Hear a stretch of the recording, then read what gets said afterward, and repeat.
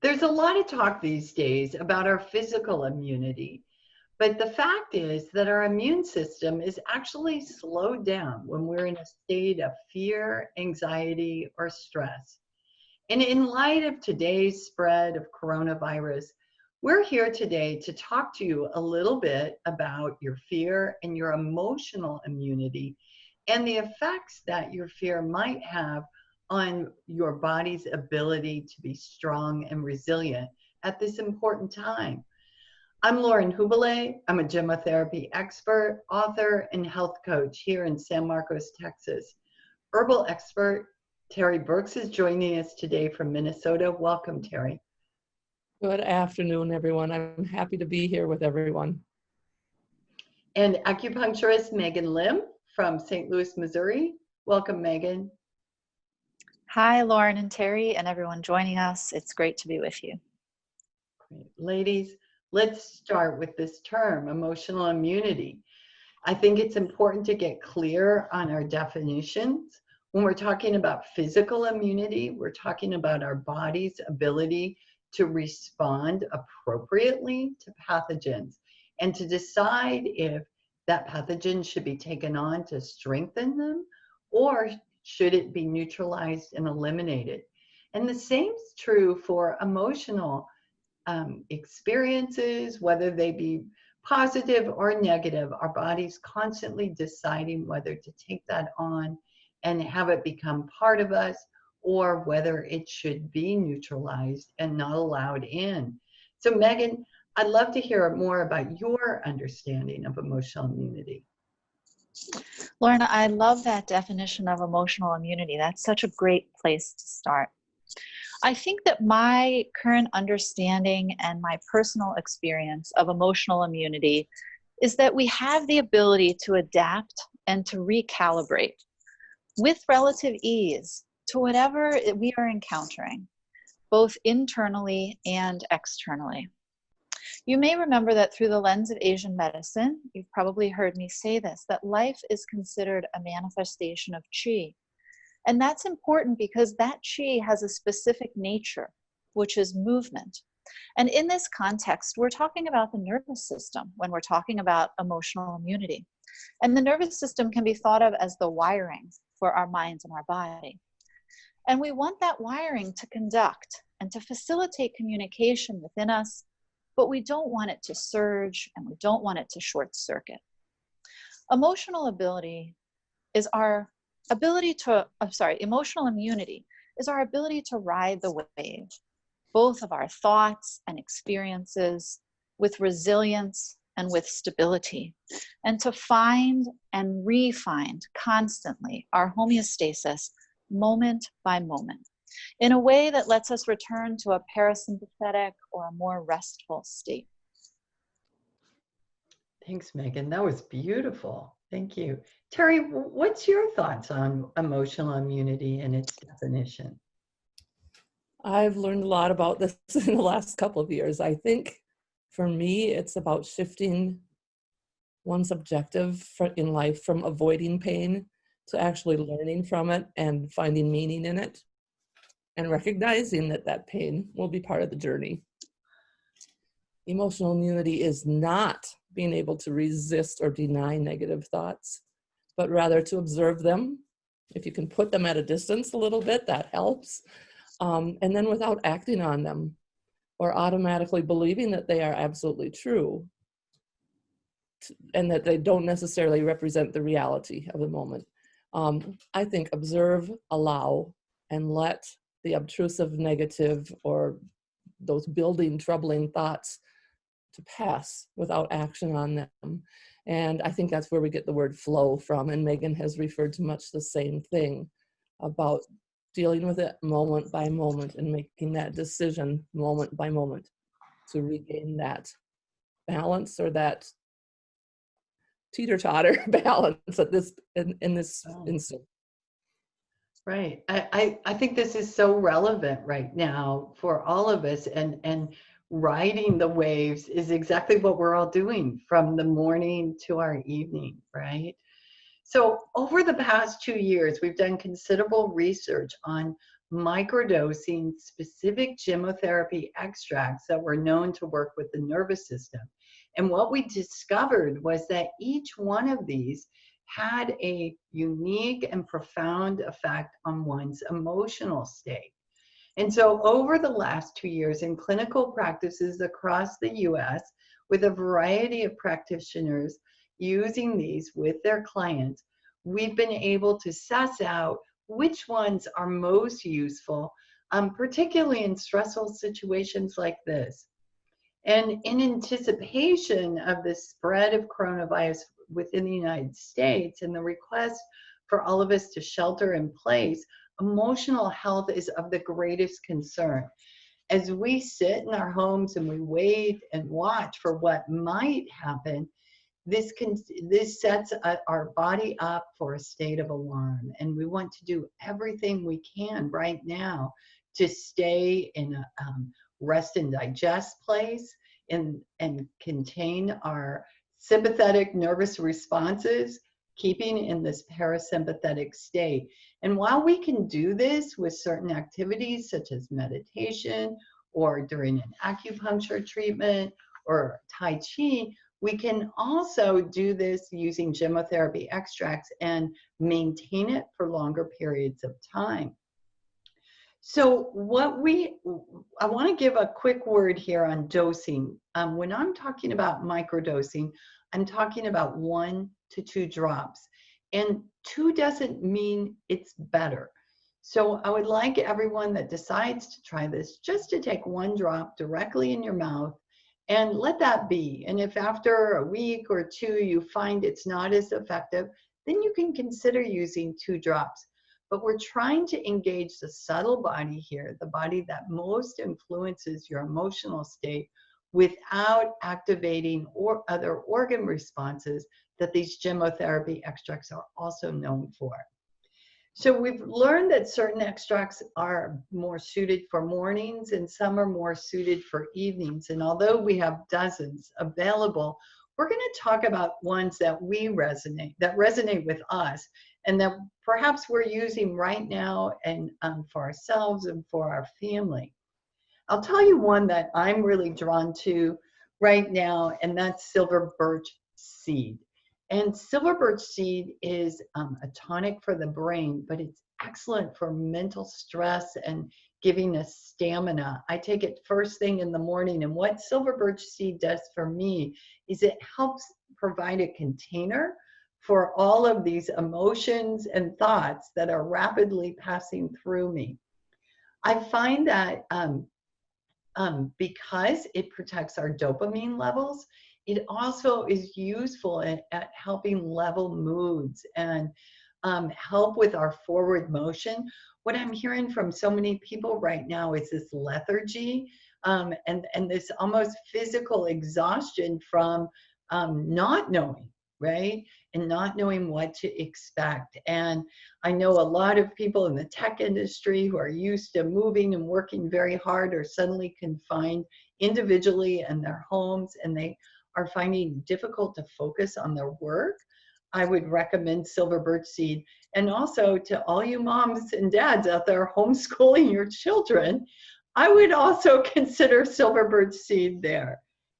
Teri, is there a extract that you've been thinking of that you've been using a lot right now?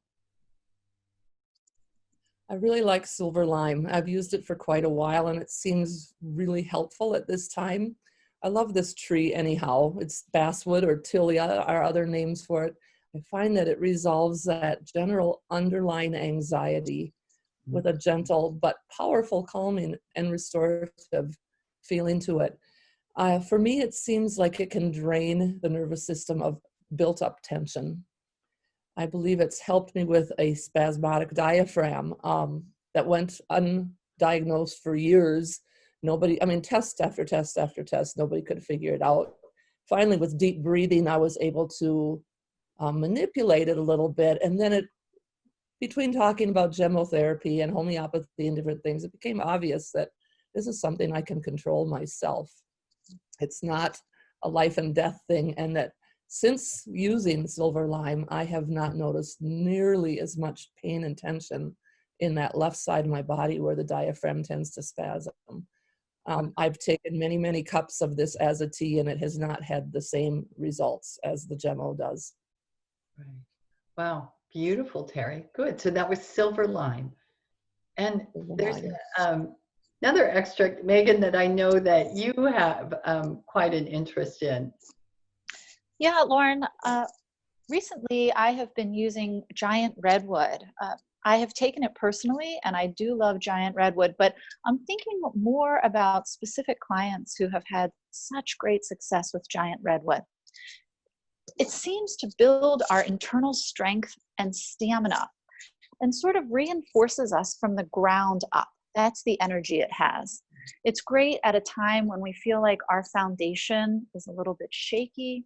Maybe we feel like we need to call in the reinforcements. So if we take a moment and we visualize the giant redwood tree, it is just enormous. It can grow to 3 or 4 times the size of an oak. And the largest redwood tree that we know of so far, I just looked at a picture of it, and it is almost 400 feet tall. So think about that ability to rise and to stand tall. That is just the energy that this extract offers. It's wonderful in times like it can be right now, whenever it is for you, that you need to feel both rooted and upright. Just like that inner core is more stable and sturdy. Times when we need to have the strength, both mentally and physically, to continue on. Beautiful. Yes, I've thought of giant redwood a lot in these times, and that description fits it perfect. Thanks, Maegan. So when we have a lot to process these days, a lot, and it's changing from morning, midday to evening. Teri, you have some recommendations there, don't you? I love common fig for this. During the past 2 years, I've had a lot of monumental changes in my life, in my responsibilities, and it's due to serious illness and aging of several family members long before this current situation. For much of that time, I was in constant distress, and I couldn't tell if I needed to address my nervous system, my digestive system, my immune system, what. I couldn't tell, and it was very impaired. I recall, words coming out of my mouth that you then listen to later. You hear yourself say this, and it's like, oh my gosh, I should have listened to what I was actually saying. Saying things like, I can't digest this news. I can't digest what's going on in so many parts of my life. And it wasn't until I started working with FIG that I finally had a much calmer nervous system, which allowed better digestion of the events, of the news, of thoughts that were circulating, and food also. And I'm not sure if it's the chicken or the egg here, which came first, the better digestion or the better nervous system. But it allowed for a much calmer nervous system, which then allows you to get out of that fight or flight so that digestion can actually work.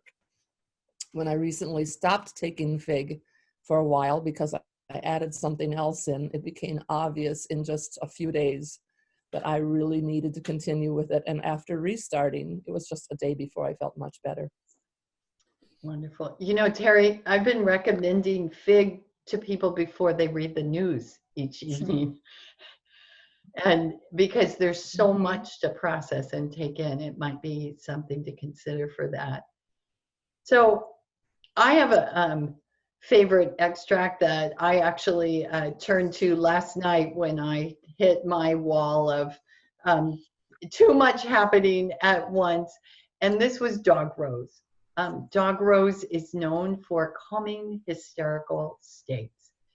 And I want to paint a picture for you because for me, this is the most telling. And I'm very familiar with dog rose when I'm hiking up in the Pyrenees Mountains in France, and we have a lot of rambling hedgerows of dog rose, Rosa canina.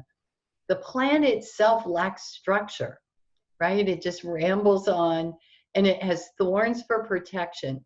But this is what is always so striking to me, the most beautiful, pale pink, fragile blossoms. So beautiful to look at, but if you touch them, they fall apart. And I think all of us can identify with that we're holding it together all day. But if someone does ding or one word said the wrong way, we can fall apart. That's when you're in a dog rose state. And I would recommend you consider that. Along with dog rose is another thorny plant that can help our nervous system, Teri, and that's hawthorn. What do you think about that? Hawthorn is one of my favorites, and I've used it both herbally and as a gemmo. It's noted for helping with anxious palpitations. And while I have not experienced palpitations, I do have some anxiety about the health of my heart, which seems to pop up during times of increased stress. So I was discovered 10, 12 years ago that I had an insufficient aortic valve, and coming along with that was high blood pressure. At that time, I was advised, don't go on vacation, don't do anything but schedule this valve replacement surgery. And when I met with the surgeon, he was of a different opinion. He said, you don't have any symptoms, you're chasing after kids in Phi-Ed class all day long. It's not without its risks. I mean, if you're going to get really nervous on me, and well, we can do it now, but you know, there are certainly complications with that. So I started making my own hawthorn medicine, not knowing about gemmotherapy at the time. And I've used hawthorn tincture since then. And every year I go for a checkup. The cardiologist, the surgeon, and I are just, well, it's been 12 years now and we haven't had to do this. Not to say you won't need that surgery sometime, but since then I've discovered the hawthorn as a gemmo, and I started taking that about 6 months ago. I feel it's an excellent way to boost and calm any fears I might have about my health of my heart, but it also calms emotions beautifully, and it helps really deal with grief and that end of the emotional scale. Yeah, wonderful. Thanks. Thank you. So those extracts are typically most suited for morning or midday use. Hawthorn, I would say, is on the can be taken either way. I tend to like to give hawthorn to people midday, probably just because it intuitively feels right. But when we're talking about extracts for the evening, we have some that are more sedating and helpful not only with evening ruminations and the anxiety that comes as the day is wrapping up, but also that will help with sleep. So one of my favorite ones that, again, we've been using a lot in our household lately is Lithy. Lithy is about expansiveness. When we use this extract in a full dose, it's helping the lungs expand and improve the in-breath and out-breath. But when we use it for the nervous system, it is giving us emotional expansiveness. I have space. I can take this in. There's room for it. And what I would like to say is just breathing room, which we all feel like we need right now. Physiologically, a drop of Lithy will slow anxious breathing. So if you find that you're having periods of anxious breathing, or a child or a loved one that you're caring for, one drop of Lithy is certainly the answer for that. It also can promote deeper sleep, particularly for those that wake between the hours of 3 and 5 a.m. So Lithy is that extract, and I think you might find that useful in the days to come. Maegan, you're going to talk about another one of my favorite evening extracts, Hazel. Can you tell us about your thoughts? Yes, Hazel is by far one of my absolute favorite gemmos, although these days I feel like I could say that about many gemmos. But Hazel supports our ability to ground. And I know that I have had many moments recently where I have been self-aware enough in that moment to realize that I do not feel grounded and settled. And when I watch myself and look at what extract am I reaching for, many times, particularly in the evening, it's Hazel. It helps us settle. And it does that because it helps the energy to descend and to disperse. So sometimes when we're feeling very bound, sort of all up in our head or maybe all up in our chest and very tight, we just need that energy of descending and expansion and dispersing. Hazel facilitates our body, our ability to let go of what's no longer serving us. And that can be something from the past, or it can be something that we're dealing with in the present. We often try and use logic to sort of let go and force ourselves to move on from something. And Hazel is special in this way because it so softens and opens the heart energy. So it can offer gentle support that we need to ease into what we're experiencing and to settle our spirit a little bit. It's a great extract, like I said, to take in the evening to let go of the day and move into a phase of restful sleep. Lauren just made reference to Lithi also helping sleep more from 3 to 5 a.m. Hazel is beneficial for unsettled or interrupted sleep at any time throughout the night. You know, I just had a Hazel experience where I didn't take it for a couple days, and I absolutely found that I couldn't let go of the day. I was in one of those, well, I'll just do this one more thing, and I'll just do this one more thing. And if those of you that are listening can hear yourself in that, Hazel's your answer. Because last night I remembered, oh, let me go back to Hazel, and I had no problem letting go and heading to bed. So just a thought there. So I'd like to share another one of my favorites for the evening, and this is field maple. And the essence of field maple extract is the return to sweetness, the sweetness within ourselves, to rediscover it, and that sweetness in life. And this is a real easy thing to forget when we're under the stress, such as we are these days. Field maple helps calm ruminating thoughts. I'm sure all of us could attest to having a few of those, and settles our underlying restless irritability. So it is helpful right now because we're processing so much information and we have to make so many critical decisions for our family that we can find ourselves in these loops of decision making, and field maple will ease that. It won't give you all the perfect answers, but it will help you move through that decision-making process. So I would consider field maple for those reasons. And then those are just a few of the extracts we have to offer. I'd really recommend that you take a look at our library of podcasts. We've covered quite a number of extracts so far, and there are many more that support emotional immunity. But there are a few other things you can be doing beyond gemmotherapy, and each one of us have adopted some routines that we have found useful and supportive during this time. Maegan, what are you finding most supportive to yourself? Yeah, Lauren, thank you for taking me again through the morning and evening gemmotherapies for the nervous system. I find that even though we've had this discussion, I find that helpful every time. So thank you so much.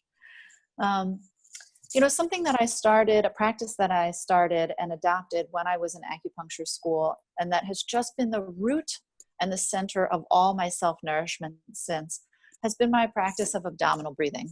It is definitely at the heart of my self-care.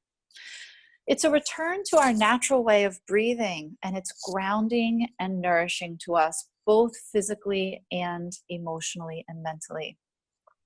If you go back and you listen to the podcast that we recorded just before this one, you can hear me talk a little bit more about abdominal breathing. I also like to couple that abdominal breathing with a little bit of a self-abdominal massage, which is actually a really simple and easy way to just gently wake up our organs, particularly in the morning or at any time where we're feeling a bit stuck. And it supports the movement of qi in our center. Remember, the abdomen is the core. It's the very center of our whole system. In Asian medicine, we talk about this a lot, and we know that healthy movement on our core is top priority because it leads to healthy digestion and elimination. So in this context, we are talking about digestion and elimination of the food and fluids that we take in physically. But just as important is what we're digesting in our thoughts and our emotions and the stimulus and situations that are around us. Going back to what Lauren said at the beginning, what do we want to adopt and what do we want to neutralize and let go?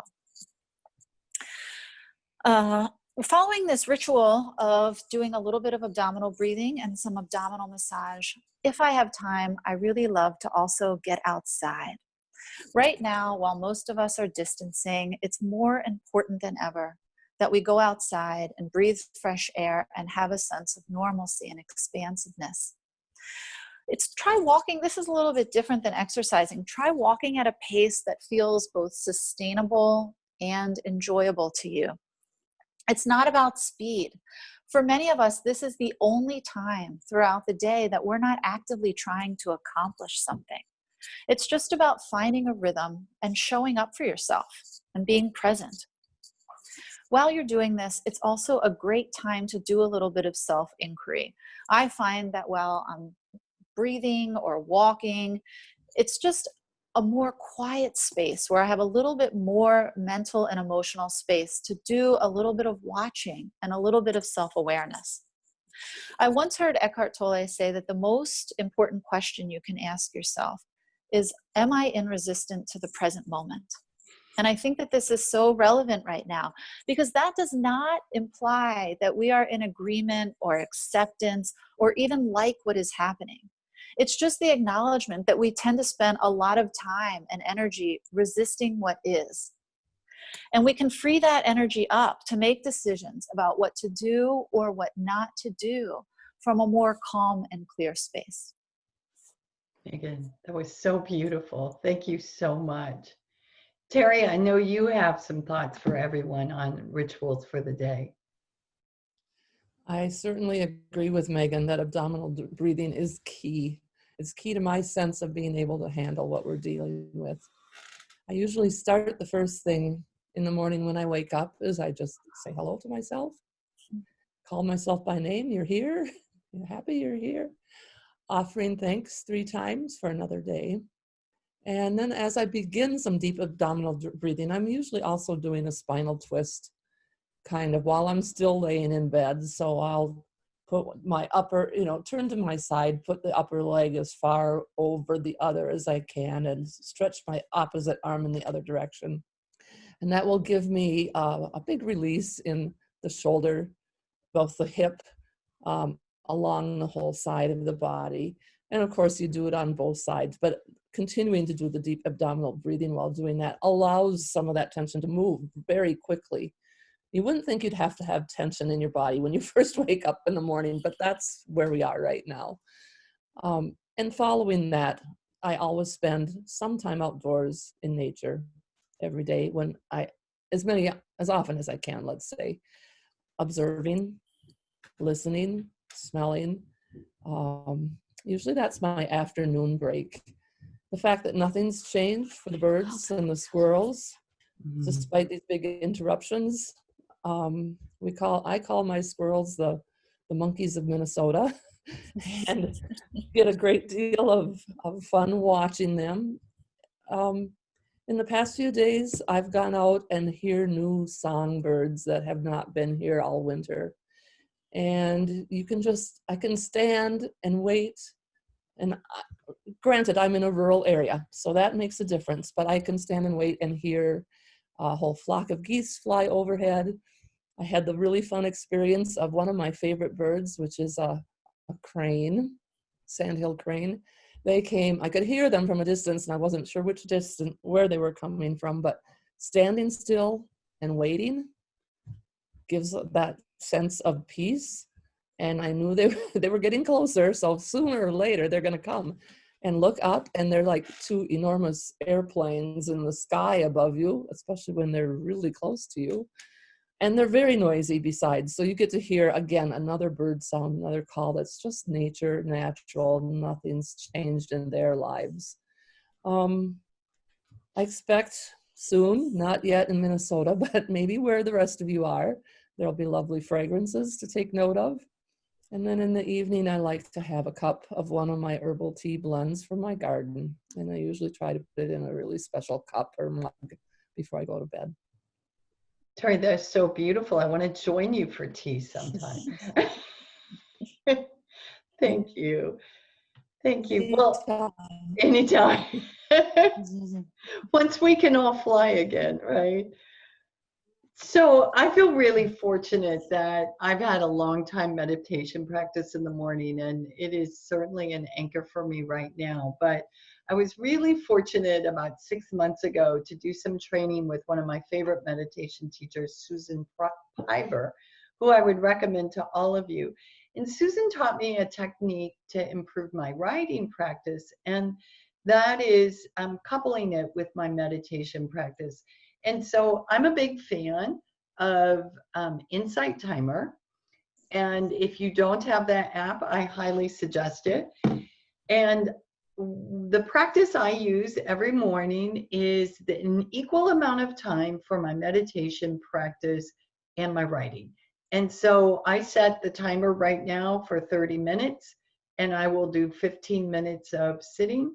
And the timer will ring at the 15-minute point, which you can preset quite easily with this app, and then go into my writing practice.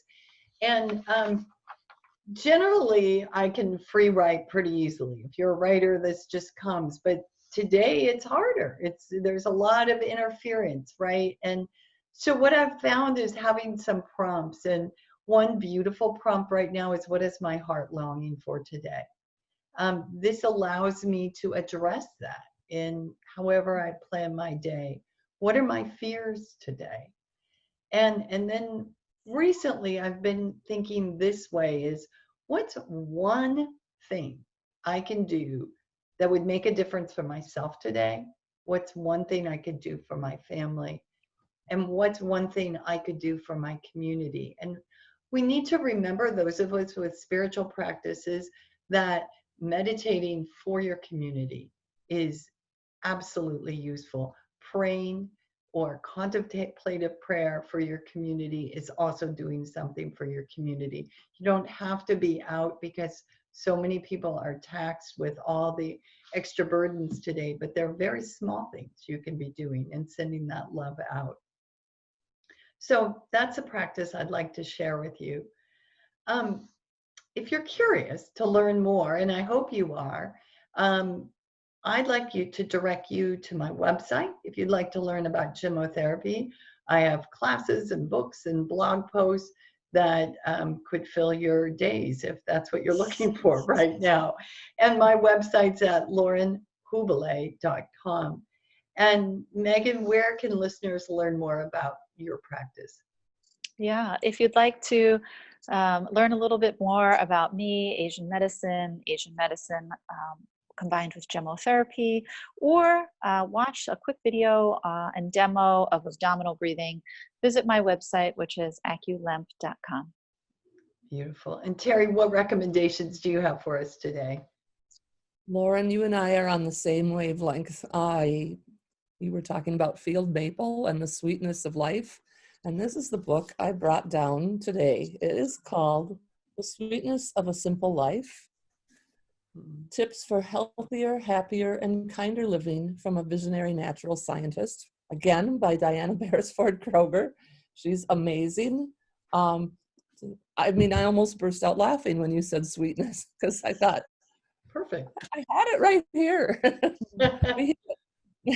Beautiful, beautiful. Ladies, thank you for your heartfelt sharing today. It was lovely. And listeners, we wish you all the best in these challenging times. And we hope you can pick something from the toolkit we're offering you today that will help ease your days. Thank you, ladies. Thank you. Love to you all.